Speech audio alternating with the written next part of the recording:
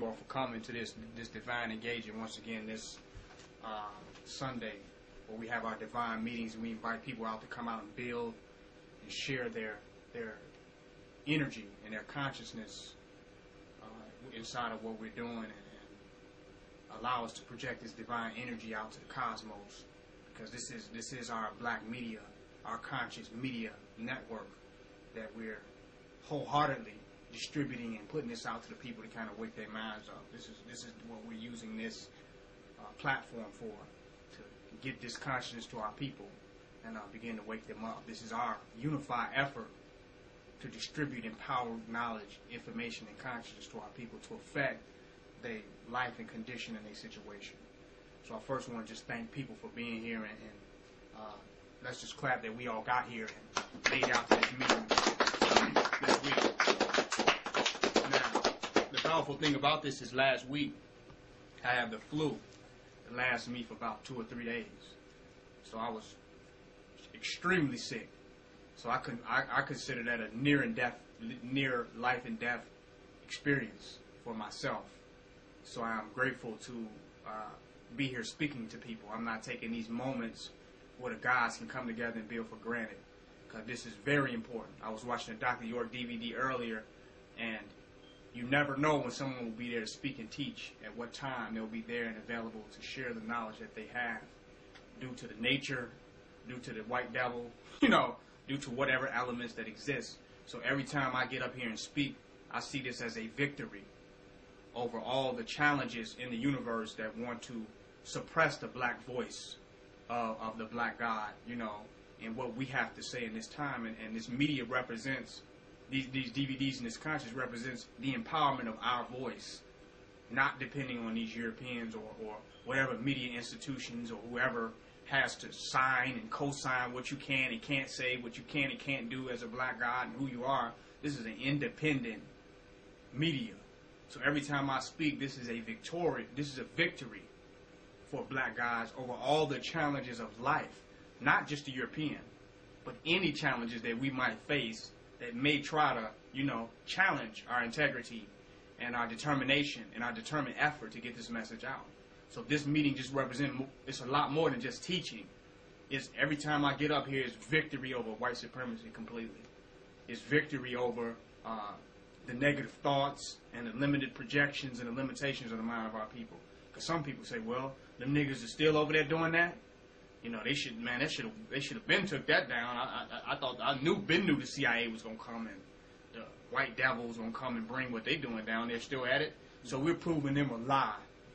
Every time we consistently step forward to put this message, we have survived poison attacks, because I say even a flu thing that is going around is chemical warfare. It's not a real flu or real virus that people are actually catching. They actually want to slow things down. When they see society moving too progressively and moving too fast, then they develop a new strand of the flu, so many people are sick home in bed. This is a strategy. And it's not just for revolutionaries, it's just a social strategy that they use, period, to slow things down. How else they going to get, just like they can just stop traffic and have a traffic stop, well, they create these health stops by putting out these different vaccines to slow down the movement of society as a whole. When they think people are getting out of control, then they bedridden, they try to get as many people bedridden as they possibly can. So that's a clandestine strategy that they use to kind of govern the activities and the behaviors of a community and of a people. So every time we speak, we have overcome all these different manner of challenges and obstacles, and we're daily and weekly defeating them. And every time we defeat some of them, we're getting stronger and stronger as a community. Every time we go through any negative obstacles or any negative challenges that have come upon our path, we're 10 times stronger afterwards. And that's exactly how it should be. So as the time go by, we literally become invincible to things that were stopping us, stifling us, and slowing us down years back. Because a lot of times we didn't even recognize how some things were affecting us and challenging our integrity to nation build. We wasn't even aware of it. We thought we were just going through regular situations. We didn't have the context to see that, wait a minute, they're actually stopping us from manifesting our highest vision of changing the condition and the mindset of our peoples. Those were what those obstacles were doing, no matter where they came from. So we have to become completely victorious over all challenges to literally stand and shine over all the enemies that are trying to bring down this nationalistic, black imperialistic, black supremacist message that's being brought forth. So that's something to be aware of. So out of this victory, to get up here and speak again, to bring forth this message, I want to make this a very powerful deliverance. The first thing that I want to speak on in this lecture was a revolutionary drive. And I started off talking about this earlier because I was talking about love and revolution. Like saying that the phenomenon of love is synonymous with revolution. And what do I mean by that? It takes a courageous person to love. After all of the challenges that individuals go through in relationships with people, all of the positive energy that you put out and your best effort that you put forth into the universe, and all that is taken for granted, that people step and walk on, for an individual to love after that, that is revolutionary. Do you see the point I'm making? It's like, because now the courage that it takes to love after all of that comes from the same place that it takes to be a revolutionary. Meaning that the love that you have can change you. Just the fact that you love means that you're open to change. Because love requires you to change to embody or to align yourself with that of which you love. So if you begin to see revolution as love, then you see one thing, that it's not just completely intellectual, and it's not completely mental or completely philosophical. It is a heart experience. It's an emotional experience. And what do I mean by that? I mean that when you say you love the people, and that is what it must be rooted on.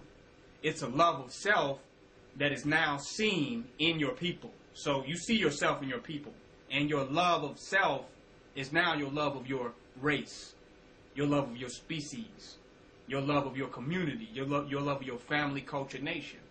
So now when you see that love in them, which is a reflection of yourself, that love begins to say, well, I want to change the condition of this community, of this people, out of that real experience of love.